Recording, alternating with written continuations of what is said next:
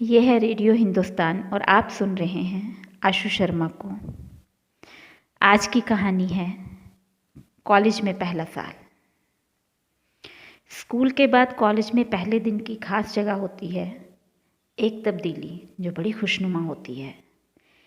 गरिमा का पहला दिन कॉलेज में कुछ इस वजह से भी खास था कि जब वह क्लासेस के बाद घर जाने के लिए साइकिल स्टैंड पर गई तो उसके साइकिल की टोकरी में बहुत खूबसूरत एक सुर्ख गुलाब और एक सफ़ेद मोगरे की डंडी थी। गरिमा ने इधर उधर देखा, वहाँ कोई नहीं था।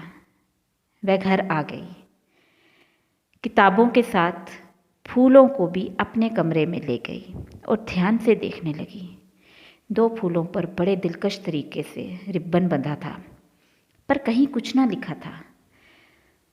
दूसरे दिन, फिर तीसरे दिन और इसी तरह लगातार 1 साल तक यही सिलसिला चलता रहा। गरिमा को पता नहीं चला कि कौन उसके साइकिल की टोकरी में रोज़ फूल रखता है और ना ही उसने इस ओर ज़्यादा ध्यान दिया। पहला साल बीत गया। गरिमा अच्छे नंबर लेकर अव्वल आई। अब दूसरा साल शुरू हो गया था, पर अब उसके साइकिल की टोकरी में कोई फूल नहीं रखता था। हालांकि गरिमा को कुछ पता नहीं था, पर फिर भी उसे उन फूलों की कशिश खींचती थी।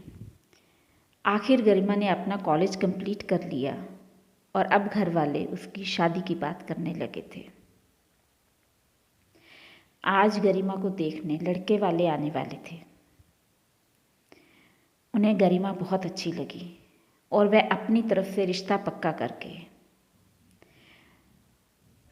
गौरव अगले हफ्ते छुट्टी पर आ रहा है, तब हम छोटा सा फंक्शन कर लेंगे, ये कहकर वे चले गए।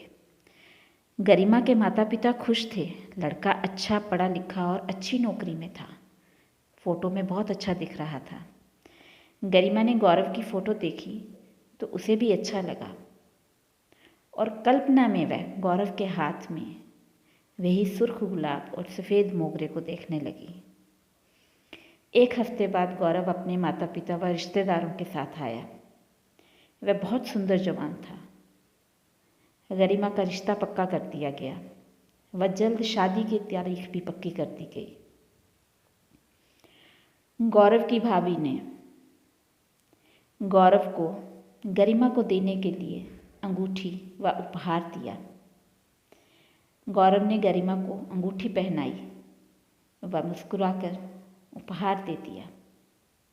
गरिमा खुश थी। जब सब चले गए तो गरिमा कमरे में अपना उपहार खोलने लगी। वह हैरान हो गई।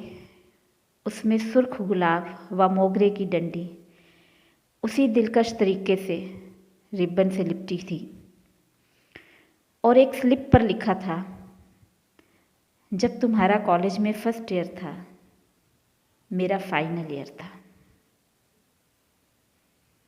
अगली बार एक नई कहानी के साथ।